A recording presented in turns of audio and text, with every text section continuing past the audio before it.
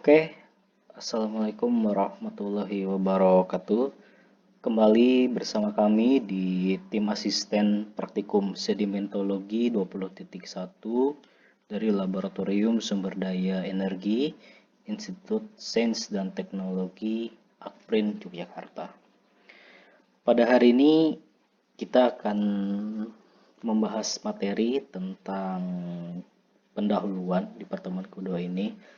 Pendahuluan ini yang nanti akan membahas seputar gambaran yang akan kita pelajari selama di kegiatan praktikum sedimentologi ini.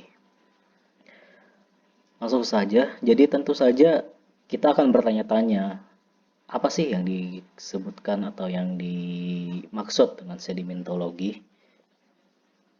Jadi sedimentologi pada dasarnya itu dia adalah merupakan masih dari cabang ilmu geologi.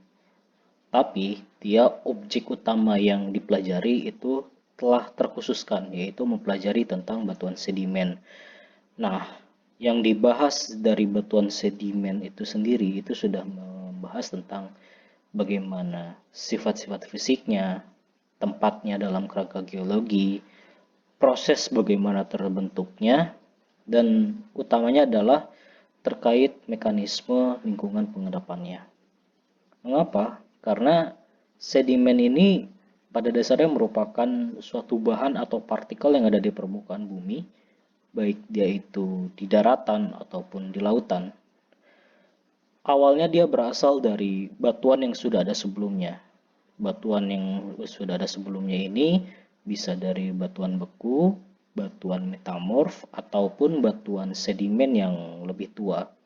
Kemudian batuan-batuan tersebut dia mengalami pelapukan, hingga akhirnya dia mengalami proses erosi dan akhirnya dia tertransportasikan oleh media-media, entah itu angin ataupun air, yang akhirnya dia terendapkan di satu tempat atau yang biasa disebut nanti sebagai cekungan. Nah, ketika sedimen ini semakin lama semakin mengeras, maka dia akan menjadi batuan sedimen. Jadi kita ada dua kata kunci di sini.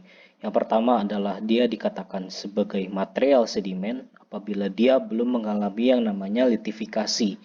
Dan apabila dia sudah menjadi litifikasi atau pembatuan, maka nanti kita katakan sebagai batuan sedimen. Seperti itu. Kemudian, apa perbedaan sedimen dan sedimentologi? Oke, secara etimologi, tentunya sedimen itu berasal dari bahasa Latin, yang artinya sedimentum, artinya itu endapan. Nah, bagaimana suatu material sedimen itu dapat akhirnya terendapkan, dia tidak akan terlepas dari hukum-hukum dasar geologi. Berarti kalau kita mengulas kembali hukum-hukum dasar geologi itu antara lain, yang pertama, ada yang dikatakan oleh law of superposition, yang hukum satu steno, yang dimana pada hukum ini dikatakan bahwa pada keadaan normal, batuan yang berumur lebih tua akan diendapkan di bagian yang paling bawah, dan dia semakin ke atas adalah material batuan yang umurnya lebih muda. Di sini terlihat di dalam foto seolah-olah ada suatu kenampakan batu pasir. Nah, dari kenampakan batu pasir ini, berdasarkan hukum law superposition, maka batu pasir yang berada letaknya relatif lebih berada di bawah itu dia memiliki umur yang lebih tua dibandingkan batu pasir yang berada di atasnya, yang berumur lebih muda. Itu yang pertama, law of superposition. Kemudian yang kedua, ada yang namanya law of horizontality atau hukum kemenerusan. Jadi intinya pada hukum law of horizontality adalah hukum yang dia membahas mengenai ketika dalam keadaan normal, ketika material sedimen itu terendapkan, dia akan menerus secara lateral. Artinya dia akan terendapkannya dalam keadaan horizontal mengikuti sepanjang bentukan cekungannya, kecuali kalau dia nanti cekungannya dia ada di bagian tepi, dia nanti akan memiliki yang namanya initial dip atau kemiringan semu gitu. Jadi dia pelamparannya secara menerus. Nah ini seperti ini. Jadi yang tadi dia akan mengikuti di sepanjang cekungannya, hukum kemenerusan. Nah yang ketiga ada yang namanya original continuity. Pada original continuity, di sini dikatakan bahwa lapisan sedimen diendapkan secara menerus dan berkesinambungan sampai batas cekungan sedimentasinya. Artinya apabila kita memiliki diilustrasikan bahwa kita ada terhadap suatu cekungan, maka sepanjang atau di seluruh cekungan sedimentasinya ini akan diterendapkan material sedimennya. Nah, seperti di gambarnya. Jadi meskipun nanti jadi ini adalah keadaan awal ketika material sedimen itu dia terendapkan pada cekungan, dia akan terus mengisi cekungan tersebut. Jadi sekalipun nanti dalam cross section yang di B ini nanti bila seiring berjalan waktu telah mengalami pelapukan, erosi, maka nanti kita bisa membandingkan gitu di sepanjangnya atau dikatakan dengan stratum terminates. Tuh, seperti ini. Ini juga sama. Jadi di sini di gambar ini kita melihat bahwa ada lapisan-lapisan batuan. Yang tadi kan di sini kalau berdasarkan hukum Steno yang pertama, diasumsikan ini lebih tua dan makin ke atas makin muda. Nah, di sini ada titik-titik penghubung yang menghubungkan bahwa ya sebetulnya ini adalah masih bagian. Jadi ibaratnya yang hitam ini dia masih bagian dari material sedimen yang berwarna hitam ini juga atau batuan sedimen ini juga. Jadi ini disebut dengan hukum original continuity. Nah, tadi kita sudah membahas tentang hukum-hukum geologi dan sekarang kita akan membahas terkait faktor pengontrol terbentuknya sedimen. Jadi di sini dikatakan ada 4. Yang pertama ada iklim, topografi, kemudian ada vegetasi dan juga susunan yang ada dari batuan. Yang pertama adalah iklim. Kenapa di sini iklim bisa dikatakan sebagai faktor pengontrol terbentuknya sedimen? Hal ini adalah contohnya adalah seperti ini. Apabila misalkan di daerah purba atau saat itu lingkungan sedimentasinya dia memiliki atau berada di daerah yang beriklim tropis atau panas. Nah, otomatis dengan daerah yang dimana terdapat cekungan yang memiliki iklim tropis tersebut, dia akan mempengaruhi pelapukan secara maksimal gitu. Jadi pelapukannya akan berlangsung secara maksimal hingga akhirnya apabila pelapukannya terjadi secara maksimal, nanti mineral-mineral yang dia tidak stabil itu nanti akan mudah tererosikan gitu, sehingga nanti hanya menyisakan mineral yang sifatnya dia resisten, contohnya seperti kuarsa. Jadi iklim mempengaruhi. Kemudian yang kedua ada yang namanya topografi. Kalau topografi nanti ini kaitan dengan bentukan atau kerangka dari cekungan sedimentasinya. Jadi nanti akan mempengaruhi cekungan dari bentuk cekungannya.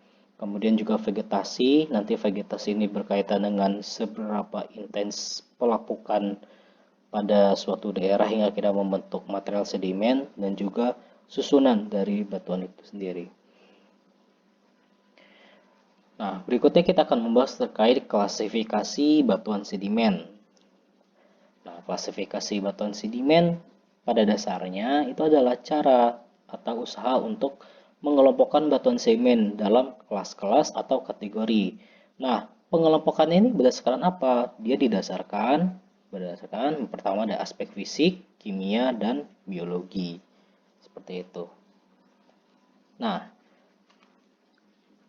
di slide ditunjukkan bahwa terdapat suatu klasifikasi batuan sedimen yang dikemukakan menurut Pak Kusumadinata tahun 1981. Jadi menurut Pak Kusumadinata bahwa batuan sedimen ini dia disebabkan oleh utamanya ada 3 macam dulu. Ada yang disebabkan karena sedimentasi mekanis, yang kedua disebabkan oleh sedimentasi organis, dan yang ketiga adalah sedimentasi kimiawi. Sedimentasi mekanis ini tentunya kaitannya dengan sifat mekanik gitu. Jadi dia sederhananya dia mengalami suatu proses seperti transportasi dan segala macam. Nanti dari sedimentasi mekanis ini dia dibagi menjadi dua golongan. Ada golongan detritus halus dan ada golongan detritus kasar gitu. Jadi dari ukuran butirnya. Jadi kalau detritus halus itu nanti contoh produknya itu seperti ada napal, ada lanau, dan ada lempung. Kalau dia berasal dari golongan detritus kasar, dia contohnya dari batu pasir, konglomerat, dan breksi. Itu yang dikatakan dengan batuan sedimen yang disebabkan akibat sedimentasi mekanis gitu. Nah, kemudian yang berikutnya itu ada namanya sedimentasi organis. Jadi ada kata organik di sini. Jadi dia pembentukannya masih ada kaitannya dengan sisa dari organisme sebelumnya. Makanya di sini contohnya adalah golongan batu bara, karena seperti yang diketahui batu bara itu merupakan batuan sedimen yang dia pada mulanya disebabkan oleh hasil timbunan tanaman atau tumbuhan purba yang akhirnya dia mengalami tekanan dan segala macam, dan seiring berjalan waktu dia menjadi batuan atau menjadi batu bara seperti antrasit, bituminus, gambut kayak seperti itu. Dan yang ketiga baru ada yang namanya yang disebabkan oleh sedimentasi kimiawi. Nah, sedimentasi kimiawi ini dia umumnya disebabkan ya memang karena hasil kimiawi. Contohnya seperti gipsum, kemudian batu garam, anhidrit, batu gamping, dan semacamnya. Seperti itu. Nanti sebenarnya ini sama saja dengan daerah yang atas ini merupakan batuan sedimen klastik, dan yang di bawah ini merupakan daerah untuk batuan sedimen non klastik secara umumnya. Nah, yang pertama adalah tadi dibahas batuan sedimen detritus. Jadi detritus halus jadi secara mekanik ya atau plastik. Detritus halus tadi seperti batu lempung, batu lanau, serpit, dan napal yang umumnya diendapkan pada daerah lingkungan pengendapan laut dari laut dangkal hingga laut dalam gitu. Sedangkan golongan detritus kasar atau yang kalau secara fisik dia kenapa ukuran butirnya kasar seperti breksi, konglomerat, dan batu pasir itu biasanya dia bisa diendapkan di segala lingkungan pengendapan, baik itu di darat, sungai atau transisi maupun juga laut. Jadi kalau di sini poin pentingnya adalah kalau misalnya dia batuan sedimen detritus plastik yang detritusnya atau ukuran butirnya itu dia relatif halus seperti tadi batu lempung, lanau, serpih, napal, dia ini lingkungan pengendapannya itu kemungkinan besar diinterpretasikan dia lingkungan pengendapan diendapkan pada daerah laut. Nanti entah itu apakah perkara laut dangkal ataupun laut dalam. Kalau yang untuk dia ukuran butir atau detritus kasar, dia detritusnya kasar seperti berisiko berat, dia endapannya di sini di darat, bisa di sungai ataupun laut. Jadi ada spesifikasi lingkungan pengendapannya yang nanti kita lihat dari detritusnya. Nah, yang kedua kita akan berikutnya adalah batuan sedimen evaporit. Jadi kalau batuan sedimen evaporit dia dalam proses pembentukannya dia harus memiliki larutan kimia yang pekat. Kemudian ini lingkungan pengendapannya dia relatif umumnya biasanya berada di danau atau di daerah laut yang tertutup. Laut yang tertutup ini dia tidak bergabung dengan laut lepas seperti itu. Kemudian batuan ini contohnya seperti apa batuan sedimen evaporit? Yaitu adalah contohnya seperti yang di pada gambar adalah ada yang namanya gips atau gipsum. Contoh lainnya adalah anhidrit, batu garam, dan lain-lain seperti itu.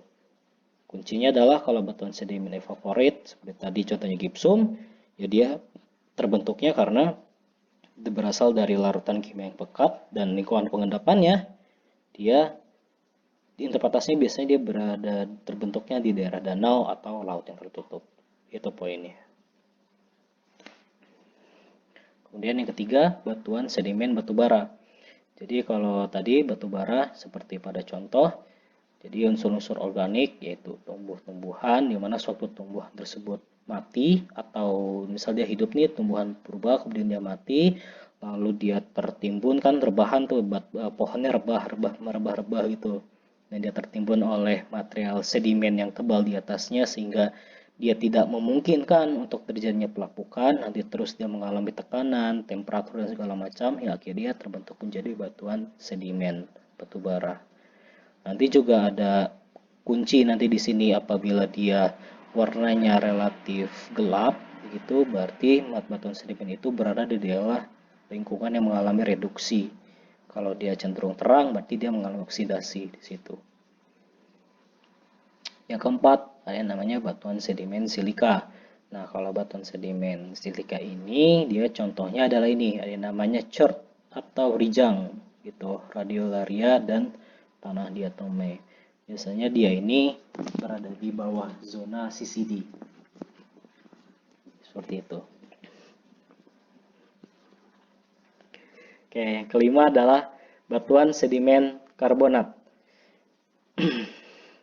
Nah, pada batuan sedimen karbonat ini, contohnya adalah di gambar ini adalah batu gamping. Nah, di sini ada kata kuncinya batuan yang kalau yang tadi kita dikatakan batuan sedimen silika, yang ini kuncinya ada istilah silika yang unsur kimianya, dan kalau yang ini kata kuncinya dia unsur kimianya sudah ada karbonat, kayak gitu, karbonatan. Batuan sedimen karbonat sebenarnya adalah batuan yang terbentuk dari dia kumpulan organisme-organisme sebetulnya. Masih dari organisme, baik itu dari sisa cangkang moluska, alga, foram, atau lainnya yang dia bercangkang kapur. Bisa juga memang dia merupakan hasil proses pengendapan atau romakan dari batuan yang lebih dahulu, kemudian dia akhirnya diendapkan di suatu tempat. Nah, batuan yang termasuk dalam golongan ini contohnya tadi seperti batu gamping terumbu, batu gamping kristalin, dolomit, batu gamping klastik, kalkarenit, dan lainnya. Artinya kalau kita tarik interpretasi daerah lingkungan pengendapannya, berarti daerah yang dimana di situ akhirnya membentuk terbentuknya batuan sedimen karbonat, berarti kita bisa asumsikan bahwa lingkungan pengendapannya adalah berada di daerah laut. Nanti lebih tepatnya adalah laut dangkal, seperti itu. Nah, tadi kita sudah berbicara macam-macam. Tadi masih seputar dari pembagian batuan sedimen menurut Kusuma Dinata.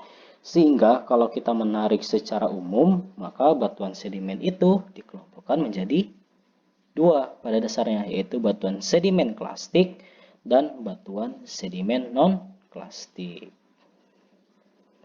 Apa itu? Makanya kan timbul pertanyaan, apa itu batuan sedimen klastik dan apa batuan sedimen non-klastik? Oke, yang pertama, batuan sedimen klastik atau klastika, dia adalah pada dasarnya adalah batuan yang terbentuk sebagai akibat dari pengendapan kembali. Jadi dia ibaratnya kita memiliki batuan asal nih. Sebelumnya ada batuan asal, entah itu batuan beku, batuan metamorf, atau batuan yang sedimen yang lebih tua. Kemudian batuan-batuan tersebut dia mengalami pelapukan. Nanti pelapukannya dia bisa disebutkan oleh pelapukan fisika, pelapukan kimia, ataupun pelapukan secara biologis. Yang nanti setelah dia mengalami pelapukan, hingga akhirnya dia mengalami proses erosi, tererosi, dan hingga akhirnya dia tertransportasikan oleh agen-agen, entah itu air, angin. Nah, dia terendapkan pada cekungan pengendapan. Nah, apabila sudah diendapkan pada pengendapan, maka nanti akan mengalami namanya proses diogenesa, atau bisa kita katakan diogenesa ini adalah suatu proses perubahan-perubahan pada temperatur rendah. Jadi dia banyak hal yang berubah di situ pada material sedimen itu. Perubahannya itu dia meliputi nanti ada namanya kompaksi, jadi saling kompak materialnya, kemudian mengalami sementasi, mengalami penyemenan, kemudian kristalisasi ulang atau rekristalisasi, kemudian autigenesis saling mengikat hingga akhirnya nanti menjadi metasomatisme. Nah, nanti batuan sedimen klastik ini kita pecah lagi nanti secara umum ada dua, ada yang dia bersifat silikaan, ada yang dia bersifat karbonatan gitu. Jadi makanya kalau misalnya yang batuan sedimen yang bersifat silikaan ini sering disebut juga sebagai batuan sedimen silisi klastik gitu, karena dia ada kata kuncinya tadi silikaan ya. Contohnya seperti breksi, konglomerat, pasir, lanau, hingga lempung. Nah, bagaimana dengan klastik yang bersifat karbonatan? Apakah bisa? Bisa. Nanti dia dibagi menjadi 3 nama. Ini adalah menurut klasifikasi Grabau. Nanti dia ada namanya 3 keluarga nih. Bisa dikatakan ada yang pertama kalsirudit, kalkarenit, dan kalsilutit gitu. Kalsirudit ini yang nanti kalau dianalogikan atau disebandingkan dia setara dengan ukuran pasir.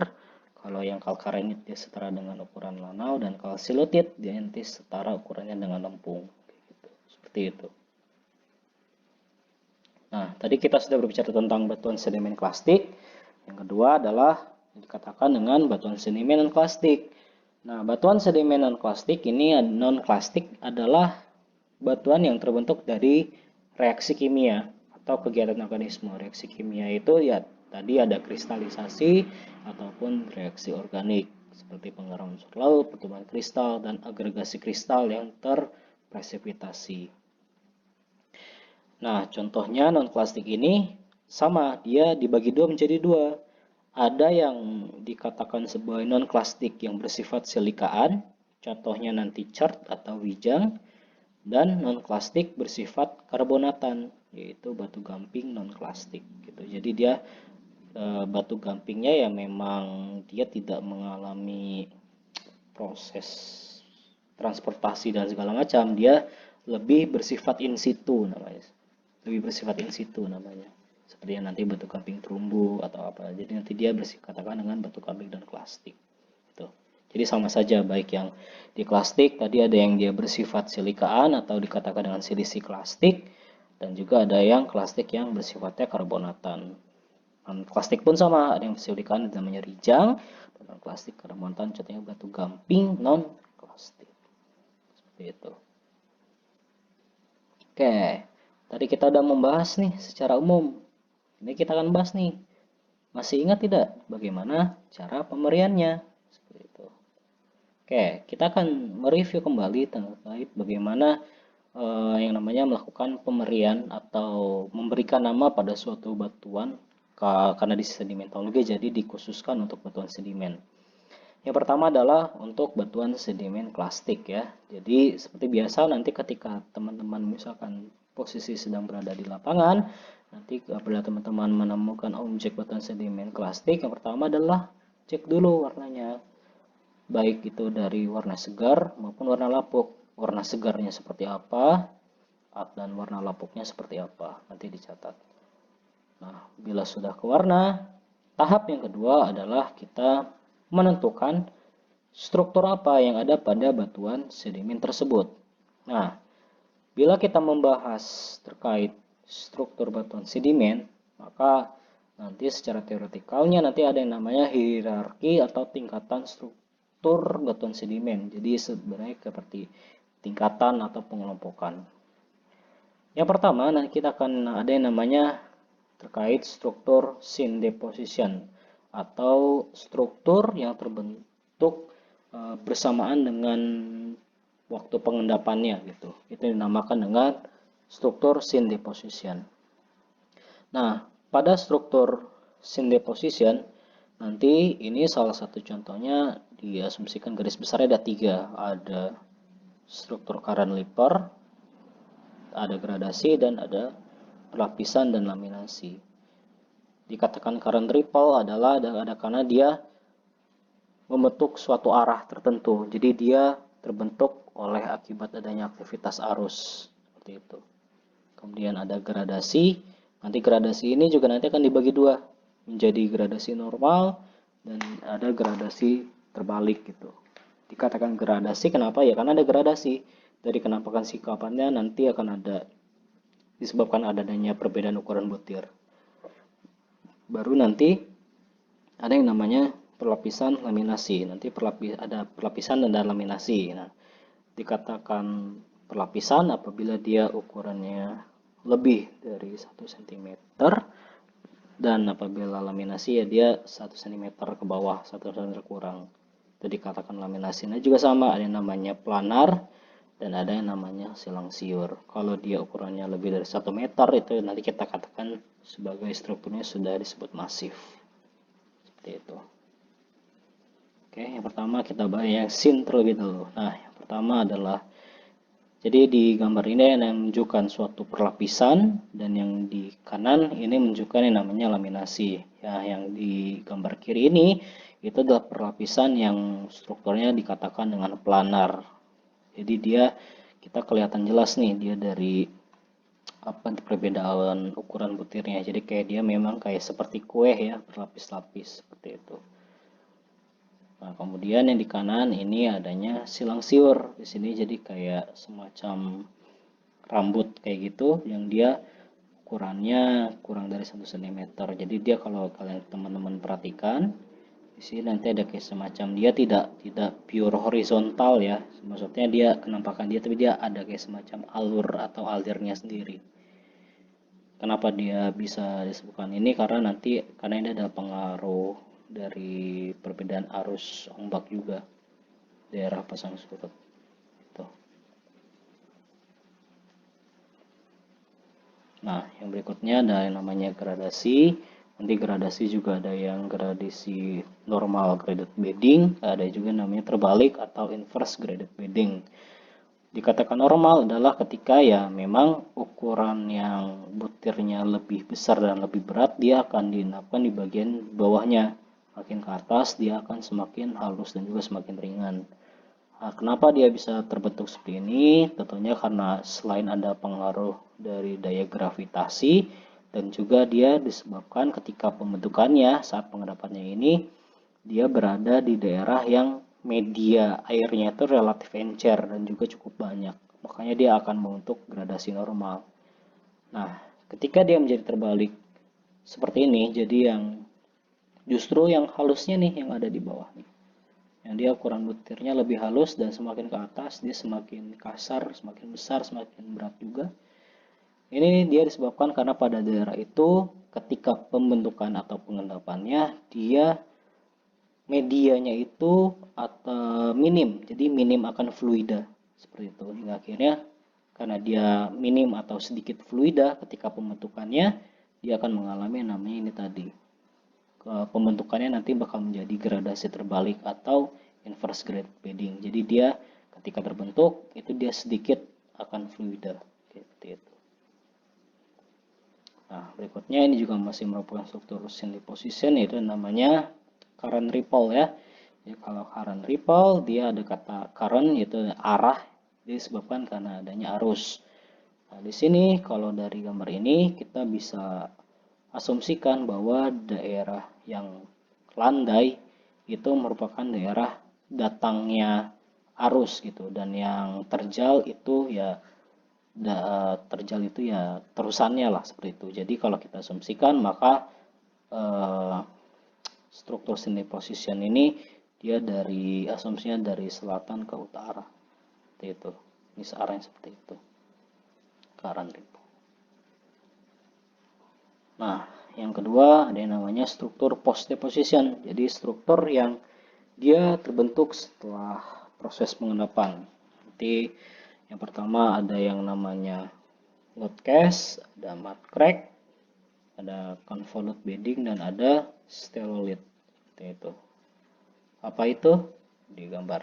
Nah, yang pertama kita akan membahas terkait yang namanya load cast.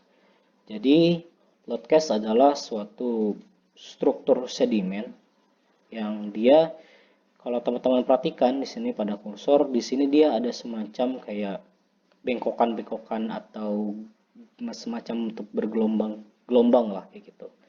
Dia terbentuk Disebabkannya seperti apa? Karena saat itu dia masih berupa material sedimen. Jadi ketika material sedimen, kemudian dia ada material sedimen yang lebih mudah berada di atasnya, dan material yang di atasnya ini dia secara fisiknya itu dia lebih berat gitu dibandingkan dengan yang berada di bawahnya, sehingga ketika nanti mengalami litifikasi secara sempurna dia akan membentuk seperti lekukan-lekukan seperti ini.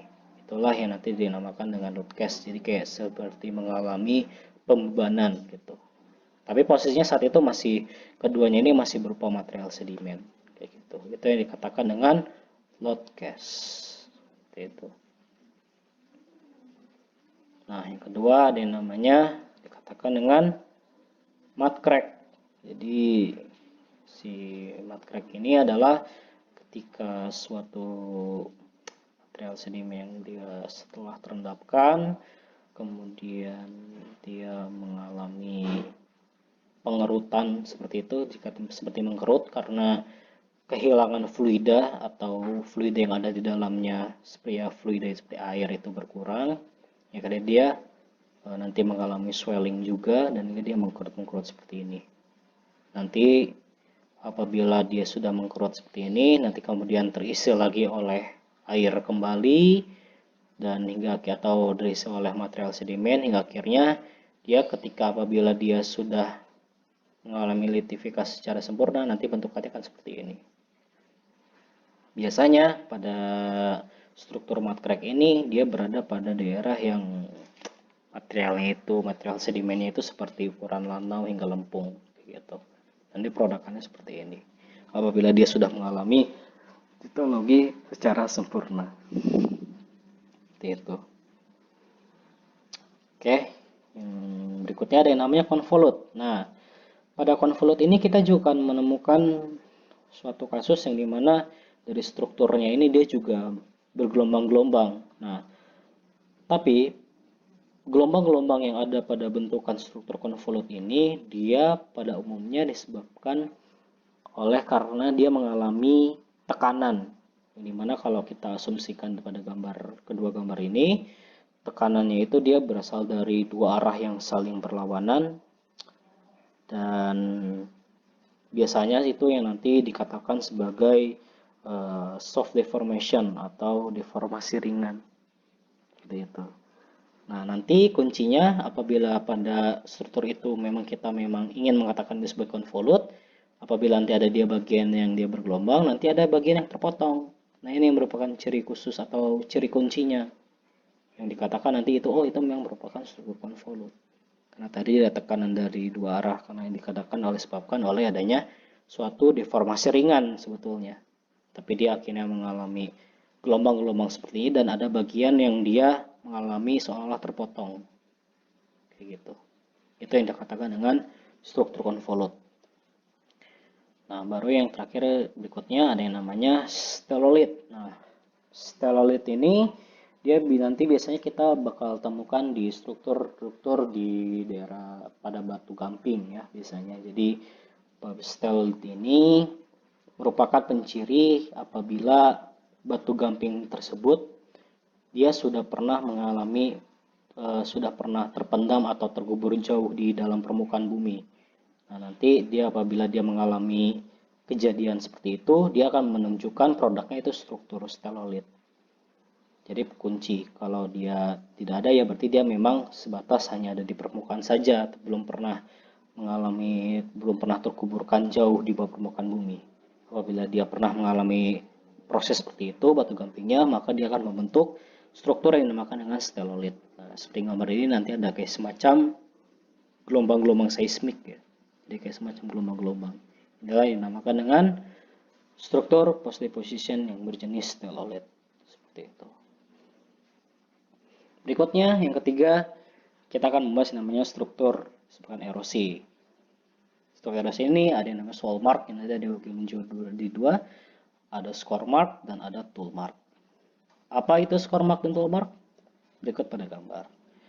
Nah, yang pertama adalah soil mark yang berjenis score mark. Jadi kalau kata scar ya, jadi dia pada struktur ini kayak semacam goresan gitu. Jadi kayak dia terkena goresan, jadi kayak ini membentuk suatu goresan lah ini, karena adanya suatu gesekan goresan seperti itu pada strukturnya. Ini yang lurus-lurus, itu dinamakan dengan score mark.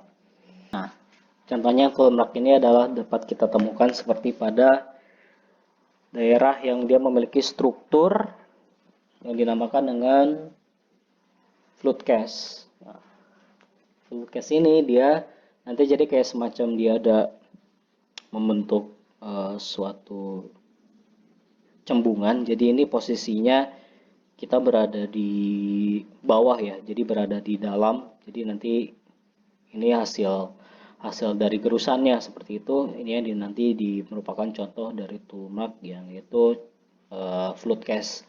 Flood cast ini nanti menjadi kunci untuk menentukan arus purba. Jadi nanti kita bisa tahu juga nih current direction atau lebih tepatnya arus purbanya seperti apa. Itu contoh dari toolmark. Nah, baru yang terakhir ada yang namanya struktur biogenik. Nah, pada struktur biogenik ini sesuai namanya dia disebabkan oleh aktivitas organisme. Nanti kita bagian namanya track, trail, dan ada yang namanya burrow. Nah, dari dua gambar ini dikatakan track apabila dia memang bentukan ini hanya semacam bentukan jejak gitu. Jadi hasil cetakan jejak. Nah, kalau trail dia itu jejak yang dia sifatnya itu berupa jejak seretan. Jadi kalau track itu dia jejak kaki plok melangkah gitu ya. Kalau trail dia itu berupa hasil jejak seretan. Jadi seperti ibaratnya cacing-cacing purba atau ular kayak gitu yang dia membentuk jejak trail. Pada gambar kiri ini posisinya kita melihat hasil cetakan yang dari dalamnya, dari bawah permukaan, bukan dari atas permukaan. Kalau trail yang kita lihat ini merupakan hasil cetakan dari atas permukaannya itu sendiri, dari permukaan. Jadi kalau di bawah permukaan, yang ini dari atas permukaan. Kuncinya tadi, kalau track ya dia memang hasil jejak kaki saja, jadi kayak jejak. Kalau trail dia jejak juga, tapi dia jejaknya merupakan hasil seretan. Itu dinamakan dengan track dan trail. Nah, berikutnya masih dalam struktur biogenik, baru ada namanya burrow. Kalau burrow dia merupakan hasil dari aktivitas pengemboran organisme atau hasil aktivitas organisme melakukan sesuatu pengemboran lah ibaratnya gitu. Contohnya seperti misalkan dulu ada sejenis kepiting purba seperti itu yang kemudian dia membuat sarang atau jalan dia untuk tinggal di sana dan dia membentuk tadi yang namanya burrow. Itu dekat dengan jejak burrow. Nah, berikutnya tadi kita sudah membahas tentang struktur, baru ada yang namanya kita bahas terkait tekstur. Nah, di tekstur itu adalah suatu kenampakan yang berhubungan dengan ukuran dan bentuk butir serta susunannya gitu.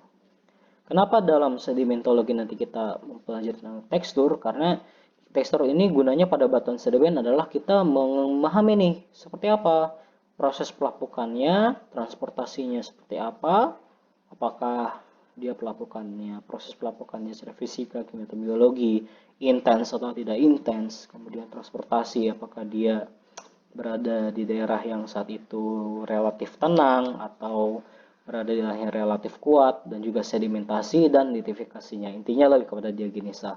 Dan yang kedua adalah untuk mengetahui kualitas dan kuantitas, yaitu tadi ada yang namanya porositas dan permeabilitas. Ini nanti yang biasanya penting untuk fluida, hidrokarbon, dan segala macamnya. Tekstur itu nanti juga berkaitan juga dengan tingkat kedewasaan atau maturity batuan. Yang nanti ada namanya di pertemuan berikutnya kita akan membahas yang namanya analisis granulometri, yang nanti salah satu tujuannya adalah untuk mengetahui tingkat kedewasaan atau maturity dari suatu batuan seperti itu. Jadi terkait kualitas dan kuantitas. Nah, bila kita berbicara tentang ukuran butir, biasanya yang sering dipakai pada batuan sedimen atau material sedimen itu nanti yang digunakan adalah skala Wentworth tahun 1922. Dari yang paling besar itu ada ukurannya bongkah sampai dengan nanti lempung gitu.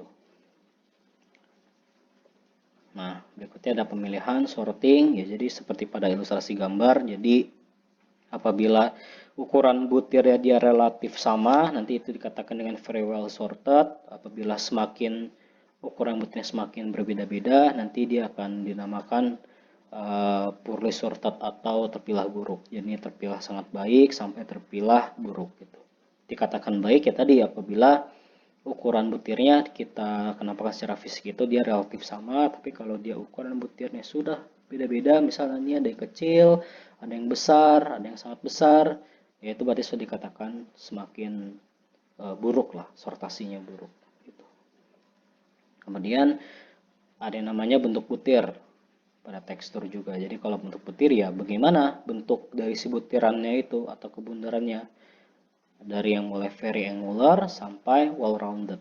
Jadi kalau very angular ya dia kita bisa lihat juga dari sisi-sisinya itu dia lebih cenderung membentuk siku-siku atau sudut-sudut yang tajam, dan makin ke sana atau makin ke kanan ini dia semakin sudah tidak menunjukkan suatu sudut-sudut tajam, tapi dia sudah membentuk suatu pola yang relatif stabil, relatif tenang, relatif membulat. Jadi dari very angular sampai well rounded, sangat menyudut sampai sangat membundar lah, seperti itu. Baru berikutnya ada yang namanya kemas. Nah, pada kemas sederhananya dibagi dua, yaitu ada kemas terbuka dan ada namanya kemas tertutup. Dikatakan kemas terbuka adalah tadi apabila dia dari ukuran butirnya juga relatif beda dan sehingga ada bagian-bagian yang seolah-olah dia terbuka lah. Itu. Kemas pun sama, jadi dia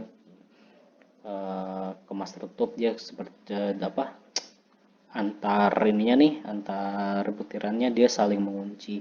Meskipun dia tidak sebetulnya mengunci, tetap ada porositasnya di sini, tetap ada lubang-lubang spasinya, tapi dia tidak selebar yang ada kemas terbuka ini, dia lebih relatif kemas tertutup.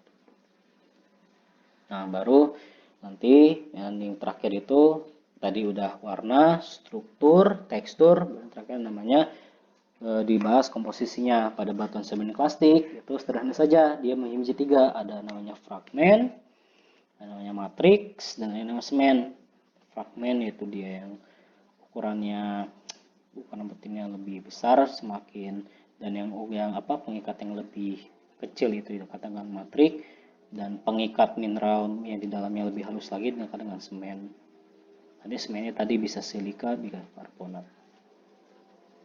Nah, tadi sudah pemberian pada batuan sedimen plastik. Yang kedua baru pemberian batuan pada sedimen non plastik. Pada batuan sedimen plastik ini, nanti yang pertama itu dia ada secara tekstur. Nanti hanya ada dua, yaitu apakah dia kristalin atau amorf. Nanti kita lihat dari komparator ukuran butirnya. Seperti itu. Baru struktur. Pada batuan non plastik ya apabila dia menunjukkan ada fosil-fosil seperti ini, memberikan fosil, bila dia memudat konsentris seperti dua ini, apakah nanti oolitis atau dia dikatakan pisolitis, seperti itu. Nah, komposisi mineralnya kalau pada batuan sedimen plastik itu hanya mineral sederhana. Karena apa? Karena dia itu hanya hasil kristalisasi dari reaksi kimia. Maka contohnya apabila di batu gamping, maka komposisi mineralnya udah berarti kalsit atau dolomit. Kalau gypsum berarti mineral gypsum. Kalau chert atau rijang berarti mineralnya kalsedon. Udah seperti itu. Jadi dia tidak lagi menjadi fragmen, matriks, semen, enggak, tapi langsung komposisi mineralnya mineral sederhana apa gitu. Nah, bila tadi kita sudah membahas terkait bagaimana melakukan pemberian, jadi sedikit review ulang pemberian pada batuan sedimen klasik maupun batuan sedimen plastik. Baru kalau kita selalu berbicara terkait ilmu pada pengenalan sedimentologi, kita tidak akan lepas nih dengan yang namanya lingkungan pengendapan, materi terakhir. Jadi lingkungan pengendapan sederhananya adalah suatu lingkungan di mana tempat terkumpulnya material sedimen. Jadi dia material sedimennya itu dia ketika dia sudah mengalami transportasi, hingga akhirnya dia terakumulasikan di satu tempat seperti itu, atau suatu cekungan. Ini suatu tempat yang mendukung untuk terkumpulnya material sedimen yang dia dipengaruhi oleh aspek fisik, kimia, dan biologi. Nah, nanti aspek fisika, kimia, dan biologi ini dia dapat mempengaruhi karakternya, karakteristik dari sedimen yang dihasilkannya atau produk dari sedimennya itu seperti apa. Itu yang dinamakan dengan lingkungan pengendapan. Gitu. Jadi tempat lingkungan, tempat terkumpulnya atau terakumulasi material sedimen yang dipengaruhi oleh aspek fisika, kimia, dan biologi. Nah, lingkungan pengendapan, pengenalan secara garis besar itu nanti kita menjadi 3 lah sebetulnya. Jadi ada lingkungan pengendapan darat, ada lingkungan pengendapan transisi, dan ada lingkungan pengendapan laut. Contoh dari lingkungan pengendapan darat itu yang pertama adalah namanya kipas aluvial, sungai atau sistem fluviatil, danau atau lakustrin, glasial, dan eolian gitu.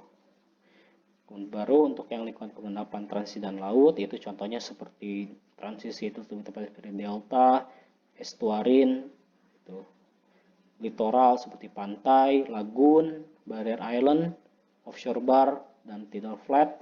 Baru yang lautnya itu contohnya seperti neritik, laut dangkal, laut dalam atau deep water, baktial, dan baru nanti abyssal. Seperti itu. Hadal sama sekali. Nah, ini contohnya. Contoh dari gambar menurut Box tahun 1996 yang merupakan lingkungan sedimentasi. Nah, pada tadi kita sudah bahas bahwa lingkungan sedimentasi atau lingkungan pengendapan itu secara garis besar nanti ada 3, ada lingkungan pengendapan darat, lingkungan pengendapan transisi, dan ada lingkungan pengendapan laut. Mungkin tambahannya adalah dari gambar ini pada lingkungan pengendapan atau lingkungan sedimentasi nanti ada 2 sistem. Yang pertama adalah sistem pendek atau short system, dan yang kedua adalah sistem pengendapan panjang atau long system.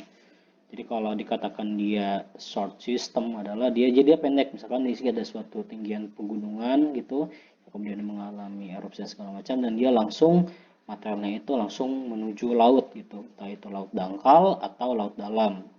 Kalau dia katakan long system, itu dia dari betul dari misal dari material gunung api yang kemudian mengalami erupsi, kemudian dia diendapkan dulu di alluvial vein, baru dia masuk ke daerah sistem fluviatil, baru dia ke delta atau transisi masuk ke laut dangkal, baru akhirnya dia ke laut. Itu yang dikatakan dengan lingkungan sedimentasi long system atau sistem panjang. Itu jadi ada sistem pendek dan sistem panjang. Lingkungannya itu adalah lingkungan pengendapan laut, lingkungan pengendapan darat dan pengendapan transisi. Tadi contohnya delta sepanjang garis ini, dan lingkungan pengendapan laut. Nanti laut dibagi 2, ada laut dangkal dan ada laut dalam, seperti itu. Terima kasih. Oke, mungkin itu saja materi kita pada hari ini terkait pendahuluan.